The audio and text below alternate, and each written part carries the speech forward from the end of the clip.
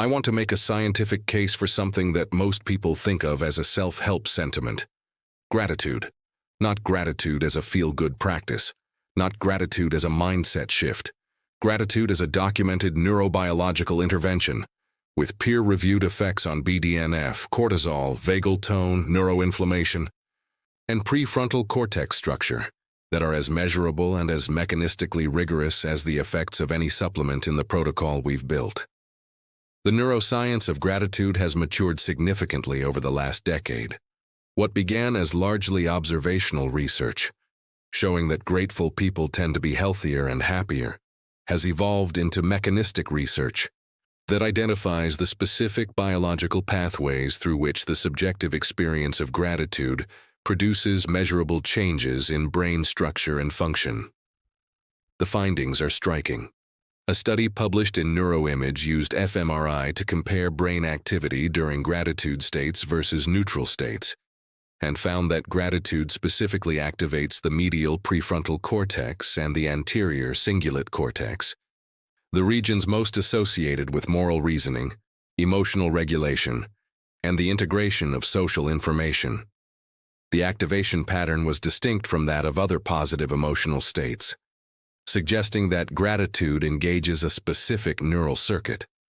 Research from the UCLA Mindful Awareness Research Center found that a consistent gratitude practice over 8 weeks produced measurable structural changes. Increased cortical thickness in regions associated with emotional regulation and cognitive control, comparable to 8 weeks of mindfulness meditation.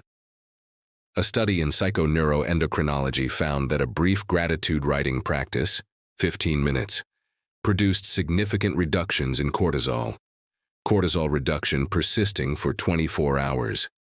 This effect size rivals the ashwagandha protocol we've used for pharmacological cortisol management. Research found that consistent gratitude showed higher serum BDNF levels, partially explained by the cortisol-mediated mechanism. A 5-minute daily practice, free, producing BDNF elevation, cortisol reduction, prefrontal structural change, and neuroinflammation reduction. By the end of this video, you will understand exactly why, and you will have a specific, evidence-based 5-minute gratitude protocol to begin tonight.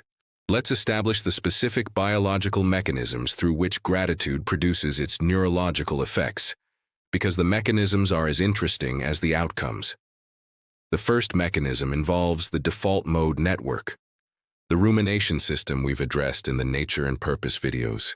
Gratitude practice, specifically the deliberate recall and savoring of positive experiences and relationships, directly activates the constructive positive self-reflection component of the DMN, while suppressing the negative ruminative component. Research using fMRI found that gratitude cognition and negative rumination produce anti-correlated activation patterns within the DMN, meaning that genuine gratitude and negative rumination cannot comfortably coexist in the same brain state simultaneously. Consistently practicing gratitude does not simply add a positive experience to the mental landscape. It directly displaces the ruminative mental activity. This activity drives cortisol elevation, cognitive resource depletion, and the chronic psychological stress that accelerates cognitive aging. This displacement mechanism is why gratitude produces cortisol reductions that persist beyond the practice period itself.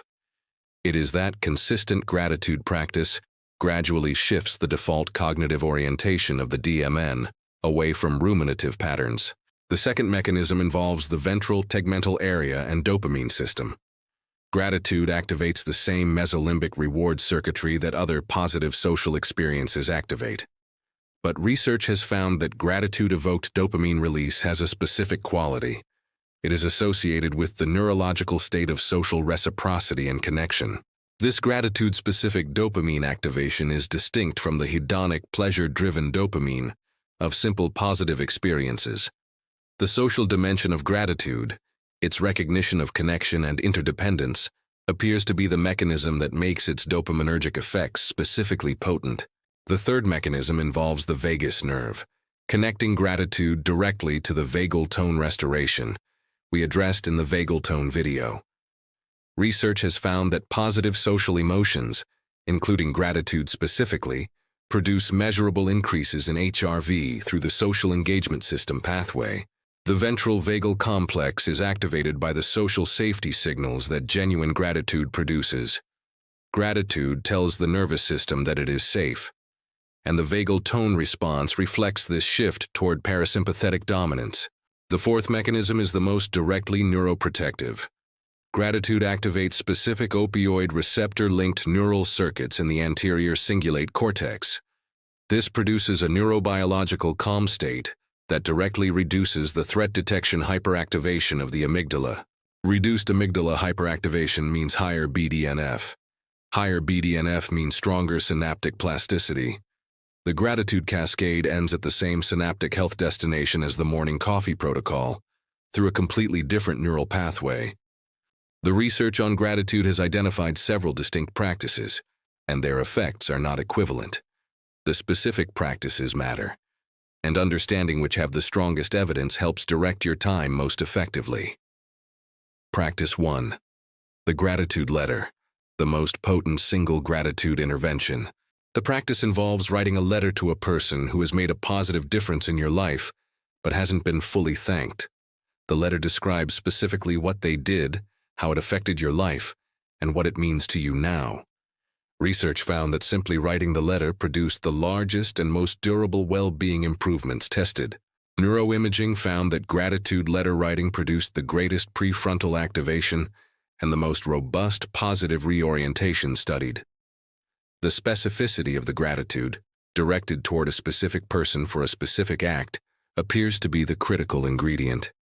Implementing this once per month provides 12 opportunities per year for the most potent gratitude neural activation. Practice 2. The daily 3 good things. The most sustainable daily practice. At the end of each day, write down 3 specific things that went well, and briefly note why they went well. Research showed significant reductions in depressive symptoms and well-being improvements that persisted for 6 months. This practice gradually recalibrates the negativity bias that is evolutionarily ancient and reinforced by modern stress. Practice 3. Savoring, the presence-based gratitude enhancement. Savoring is the deliberate, mindful attention to positive experiences as they are occurring. Identify a moment that contains something positive and attend to it fully for 30 to 60 seconds before moving on. Notice the specific qualities.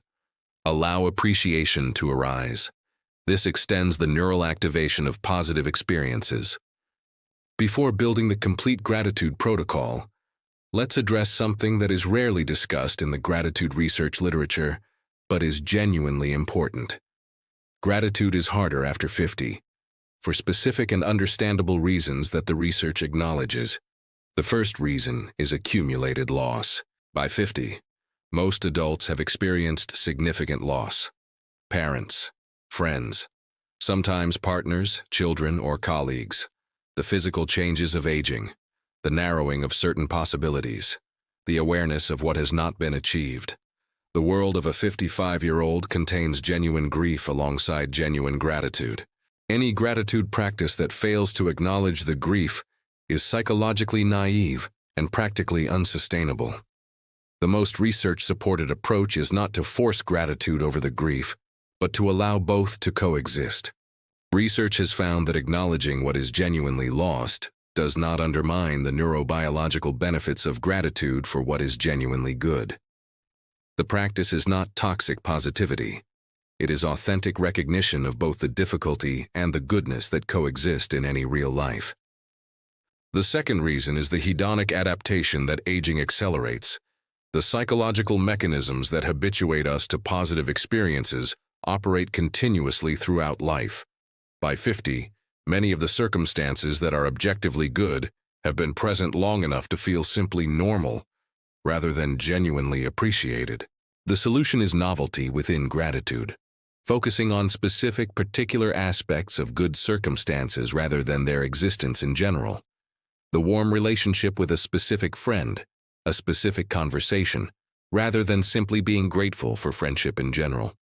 This specificity prevents habituation. The third reason is cultural resistance. Many adults, particularly men, experience gratitude practice as sentimental, soft, or not congruent with their self-image. The response: the neuroscience does not care about cultural connotations. The biology of gratitude operates on the same circuitry regardless of the category. Adults can frame the practice differently, as positive experience documentation or specific experience savoring, without losing any of the neurobiological benefit. The complete gratitude protocol integrates 3 evidence-supported practices into a sustainable daily system that requires 5 minutes or less. It captures the full spectrum of neurobiological benefits that each practice provides. The morning gratitude anchor. 2 minutes. During morning coffee preparation, spend 2 minutes on a specific gratitude anchoring practice. Not a generic, "I'm grateful for my health." Specific, particular. What specific interaction or circumstance from the last 24 hours sparked appreciation? 2 minutes of deliberate positive recollection sets the DMN orientation toward constructive self-reflection rather than the ruminative default. For maximum neural activation, brief writing produces stronger prefrontal activation than purely mental recollection. The 3 good things. 3 minutes at day's end. Before sleep, write 3 specific things that went well today and why. Positive pre-sleep cognition reduces the ruminative activity that impairs sleep onset and activates negative processing. This integration simultaneously produces BDNF, cortisol, and vagal tone benefits through gratitude neuroscience and sleep quality improvement. The monthly gratitude letter. 20 minutes once per month. Set aside time for a letter to a person who deserves recognition. The monthly letter provides the most potent intervention, producing the largest and most durable prefrontal activation. The savoring practice. Continuous integration. Once per day at any positive moment, deliberately attend to it fully for 30 to 60 seconds. This compounds with the formal practices to produce a gradually recalibrating, positive attentional orientation throughout the day. Gratitude connects to the complete brain health system through every psychological and neurobiological thread we've addressed. Gratitude and cortisol. Ashwagandha reduces cortisol pharmacologically through HPA axis modulation. Gratitude reduces cortisol psychologically through DMN reorientation and threat response reduction. Together, pharmacological and psychological cortisol management, more complete cortisol regulation than either achieves alone. Gratitude and BDNF. The morning coffee protocol elevates BDNF through NGF stimulation and neuroinflammation reduction. Exercise elevates BDNF through physical metabolic pathways. Gratitude elevates BDNF through cortisol reduction and direct social engagement neural activation. 3 independent BDNF pathways, each addressing a different upstream mechanism. Gratitude and vagal tone. The extended exhalation breathing from the vagal tone video activates the vagus nerve through respiratory mechanics. Cold water face splash activates it through the mammalian dive reflex. Genuine gratitude activates it through the social engagement system of the ventral vagal complex.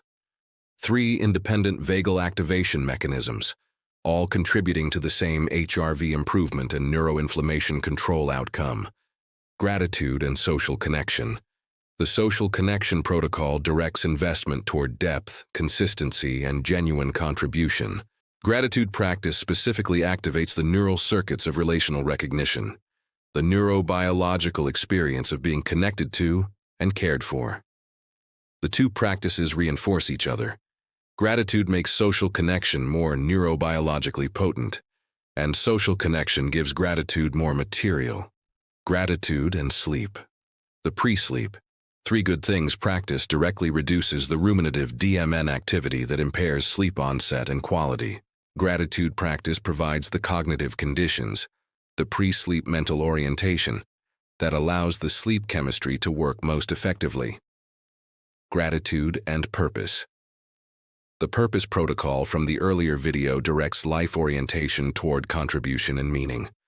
Gratitude practice specifically activates the neural circuits of received contribution, the recognition of what others have provided. Gratitude and the epigenetic clock. Research has found that eudaimonic well-being is associated with measurably slower epigenetic aging. The emotions activated by gratitude are among the well-being states most strongly associated with gene expression profiles that predict slower biological aging. Here is your specific action plan for this week. Tonight, before sleep, write 3 specific things that went well today and why. Identify one person who deserves a gratitude letter, someone who made a genuine difference in your life. Write the letter this week and begin the morning 2-minute gratitude anchor. Specific positive recollection during your morning preparation routine. This is the least expensive and most biologically potent addition to the protocol. It costs nothing. It takes 5 minutes. Next week on Neurovitality After 50, the specific cognitive impact of clutter and environment design on brain health. Subscribe now. Turn on notifications. Share this with someone who needs to know that 5 minutes of gratitude can rebuild a brain. Stay sharp, stay grateful, stay vital. I will see you next week.